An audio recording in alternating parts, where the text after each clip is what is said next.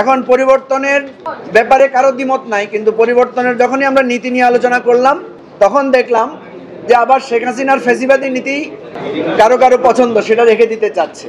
তবে একটা জিনিস বলে রাখি আপনাদেরকে, এত সুন্দর পরিবেশ, এত সুযোগ আসার পরেও আমরা যদি ঐক্যমতে না পৌঁছাই, আমি আজকে বলছি যে আর একটা গণ অভ্যুত্থানের মুখোমুখি আমাদেরকে হতে হবে, এবং সেই গণ অভ্যুত্থান আমরা যারা আজকে ঐক্যমতে পৌঁছাতে পারছি না তাদের বিরুদ্ধে সে গণ অভ্যুত্থান হবে, এবং নতুন প্রজন্ম সে গণ অভ্যুত্থান করবে, এবং সেটা আর গণ অভ্যুত্থানের সীমাবদ্ধ থাকবে না, সেটা একটা বিপ্লবে রূপান্তরিত হবে। আমি বললাম আমাদের গণতন্ত্র ব্যাহত হয়েছে কেন, আমাদের সাংবিধানিক যে প্রতিষ্ঠানগুলো আছে এগুলোর নিয়োগটা কেমন হবে, আগের মতো থাকবে, আমরা পরিবর্তন করব। আমাদের অধিকাংশ দলের মতামত ছিল যে আমরা পরিবর্তন করব।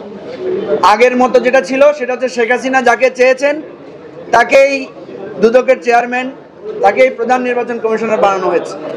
সুতরাং পরিবর্তনের পক্ষে দেখা গেছে বেশিরভাগ লোক। এখন পরিবর্তনের ব্যাপারে কারো দ্বিমত নাই, কিন্তু পরিবর্তনের যখনই আমরা নীতি নিয়ে আলোচনা করলাম তখন দেখলাম যে আবার শেখ হাসিনার ফ্যাসিবাদী নীতি কারো কারো পছন্দ, সেটা রেখে দিতে চাচ্ছে। সুতরাং আমরা দেখলাম যে বিএনপি আজকে একটা প্যাকেজ প্রস্তাব করেছিল প্রথমে, যে প্রধানমন্ত্রীর 10 বছর ওনারা মানবেন যদি আমরা এই যে কমিটির বিষয়টাতে আমরা না থাকি। আমরা উল্টা প্রস্তাব দিয়েছিলাম যে আপনারা আমাদের কমিটির এই প্রস্তাবটাকে সমর্থন দেন, যেহেতু অধিকাংশ দল এটা সাপোর্ট করেছে, প্রয়োজনে আমরা প্রধানমন্ত্রীর মেয়াদের বিষয়ে আমরা বিবেচনা করব। কিন্তু দেখা গেল সেটাতে ওনারা আসেন নাই। যে কোনো আলোচনায় আমরা মনে করি যে একটা সমঝোতামূলক আলোচনা ছাড়া ঐক্যমতে পৌঁছানো যাবে না। আজকে আমরা মিটিংয়ের ফাঁকে বিভিন্ন আলাপের চেষ্টা করেছিলাম সেরকম একটা সমঝোতায় পৌঁছার জন্য, কিন্তু সেটা আমরা পারলাম না। এখন কথা হচ্ছে যে আপনি সংস্কারও চাইবেন, পরিবর্তনের কথাও বলবেন, কিন্তু সংস্কার বা পরিবর্তনের আলোচনাগুলো তো যখন আসবেন তখন নানা রকমের বাধা বিপত্তির কথা আসবে। যেমন একটা কথা বারবার আসছে যে নির্বাহী ক্ষমতা প্রধানমন্ত্রীর হ্রাস হচ্ছে কিনা। প্রধানমন্ত্রীর তো দায়িত্ব না, নির্বাচন যিনি করবেন, নির্বাচন আমরা যারা করব, আমরাই যদি প্রধান বিচারপতি একজন নিয়োগ দিই তাহলে তো হবে না।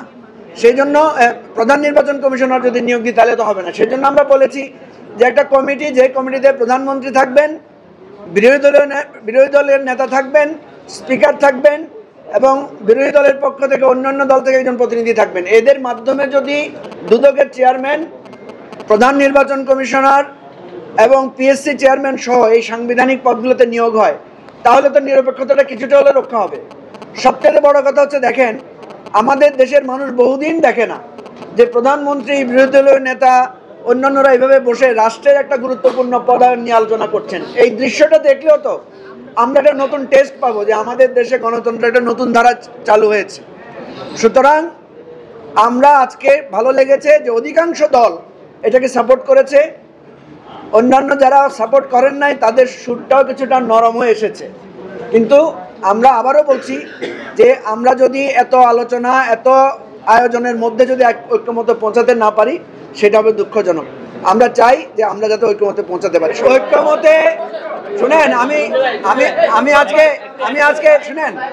আমি আজকে ক্ষুব্ধ হয়ে একটা কথা বলছিলাম যে যদি ঐক্যমতে পৌঁছতে না পারেন, আমাদের যে মূলনীতির প্রস্তাব এসেছে সেই মূলনীতিতে একটা কথা লিখে দিয়েন যে আমরা এমন এক জাতি, কোনোদিন আমরা ঐক্যমতে পৌঁছাতে পারবো না, এটাই হয় আমাদের জাতীয় মূলনীতি। এটা লিখে দিতে হবে সংবিধানে, এছাড়া আমি আর কোনো পথ দেখি না।